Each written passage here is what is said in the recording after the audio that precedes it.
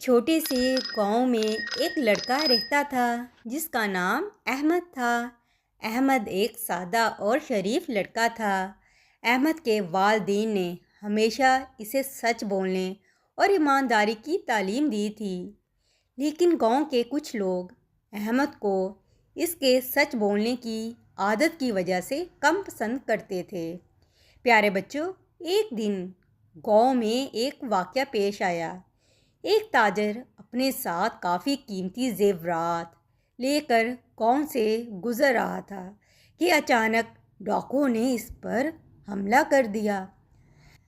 تاجر نے کسی طرح خود کو بچا کر اپنے زیورات کو ایک قریبی درخت کے نیچے دفن کر دیا اور پھر گاؤں میں آ کر لوگوں سے مدد مانگی۔ گاؤں کے لوگ تاجر کی مدد کرنے کے لیے جمع ہو گئے، لیکن کسی کو زیورات کے بارے میں کچھ معلوم نہیں تھا۔ کچھ دیر بعد ڈاکو بھی گاؤں پہنچ گئے اور انہوں نے گاؤں والوں سے پوچھا کہ کیا انہوں نے تاجر کے زیورات کے بارے میں کچھ سنا ہے۔ جب احمد سے پوچھا گیا تو اس نے ڈاکوؤں کو سچ بتا دیا کہ زیورات درخت کے نیچے دفن ہیں۔ یہ سن کر ڈاکو وہاں گئے اور زیورات نکالنے کی کوشش کی، لیکن عین اسی وقت پولیس بھی وہاں پہنچ گئی، جیسے کسی نے اطلاع دے دی تھی۔